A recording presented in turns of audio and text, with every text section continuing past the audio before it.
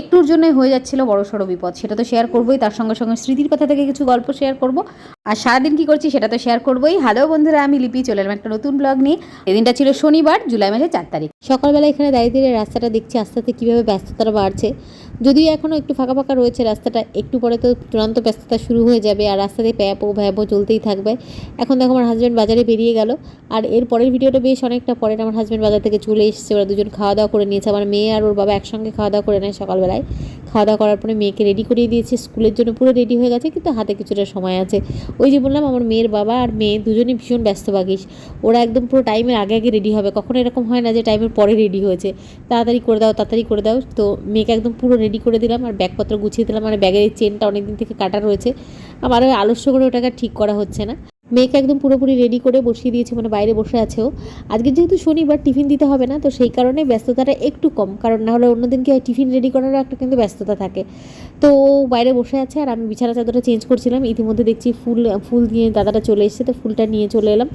আর আমাদের বাড়িতে সপ্তাহে 3 দিন ফুল দিয়ে যায়, যদিও আমাদের গাছে সাদা ফুল গাছে বেশ ভালোই ফুল হয়, কিন্তু সকালবেলায় কোনো দিন ফুল পায়, কোনো দিন পায় না।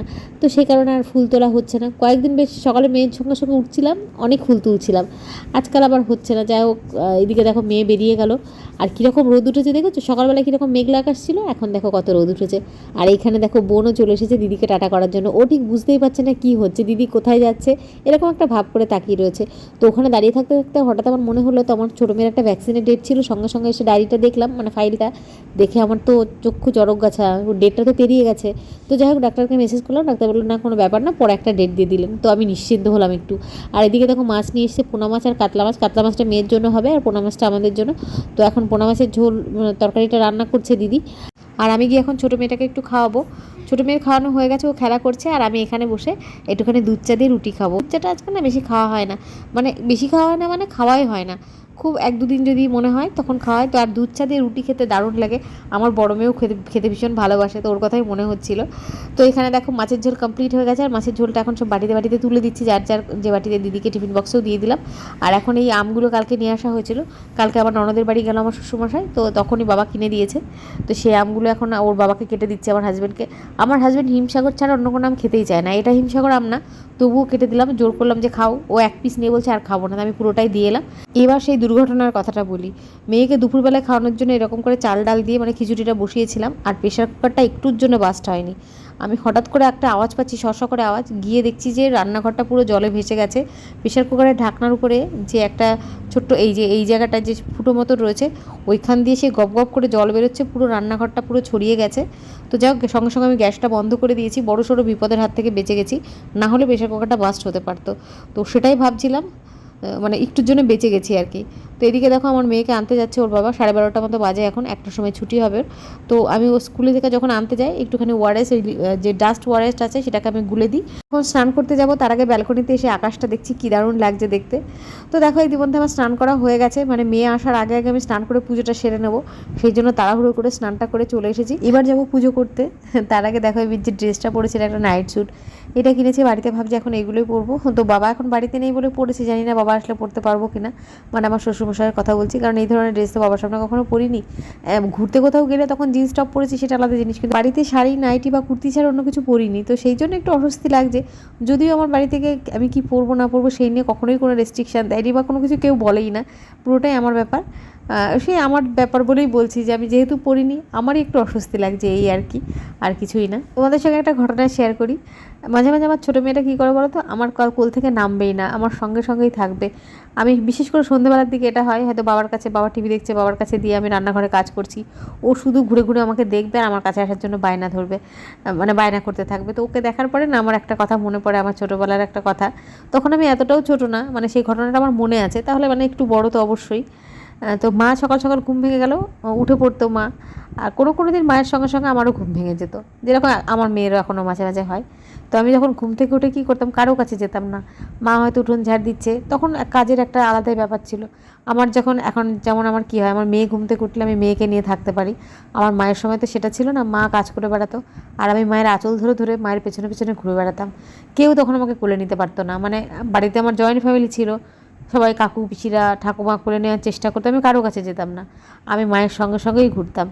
তাই যখন ওই মেয়েটাকে দেখি তখন আমার ছোটোবেলার কথাটা মনে পড়ে যায়, যে মায়ের একটা অদ্ভুত নেশা থাকে, তখন মনে হয় কারো কাছে গিয়ে সেই শান্তিটা হবে না যেটা মায়ের কাছে গিয়ে হবে। তো এখন কয়েক বছর হয়ে গেল মা নেই পৃথিবীতে, জিনিসগুলো যখন মনে পড়ে না বুক ফেটে হাউ হাউ করে কান্না আসে, যে মা একটা আলাদা জিনিস সত্যি।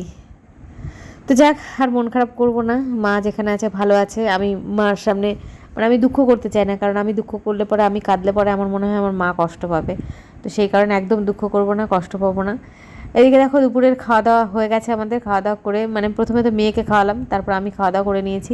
এসে আমার নিচে একটা মিনি আছে, তোমরা তো জানো, মিনিকেও খাবার দিয়ে এলাম। মিনিরও বাচ্চা হয়েছে দুটো, একদিন দেখাবো তোমাদের। আর এখন মেয়েকে এই যে লেবু কেটে দিলাম, কালকে দাদু মানে আমার শ্বশুরমশাই কটা লেবু কিনে দিয়েছে আর ওর বাবা কটা নিয়ে এসছে। তো আমি দেখছি যে বাবা যে লেবুটা কিনে দিচ্ছে সেটা একটু টকটক মতো, কিন্তু ওর বাবা যে ছোটো ছোটো লেবু নিয়ে এসছে মানে আমার মেয়ের বাবা, সেটা কিন্তু বেশি মিষ্টি। সেটা নিয়ে এসছে বাজার থেকে, একটা বুড়ো দাদু বিক্রি করে তার কাছ থেকে।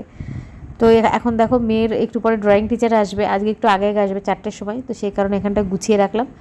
আর আকাশটা আবার তোমাদের একটু দেখালাম, পরিবেশটা কেমন মানে প্রকৃতিটা কেমনভাবে চেঞ্জ হচ্ছে দেখো, প্রতি মুহূর্তে এক এক রকম রূপ দেখাচ্ছে। এখন আমার মেয়ে বসে লেবু খাচ্ছে আর একটু টিভি দেখছে, মিস্টার বিন দেখছে। তো আমি বললাম বাবা আমি ঘরে যাচ্ছি, তুমি চলে এসো। আর এখানে আমার ছোটো মেয়ে সন্ধ্যেবেলায় খাওয়া দাওয়া করবে, তার জন্য একটুখানি খেজুর ভিজিয়ে রাখলাম।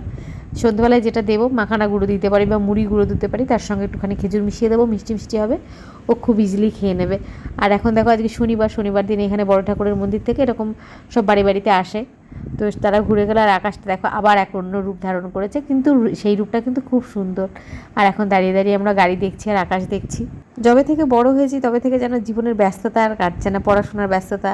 পড়াশোনার পর যখন সংসারী হলাম, তারপরে পুচকুটা এলো মানে আমার বড় মেয়েটা এলো, তখন ওকে নিয়ে ব্যস্ততা একটা। ও বড় হলো আস্তে আস্তে, স্কুলে দিলাম, সে এক ব্যস্ততা।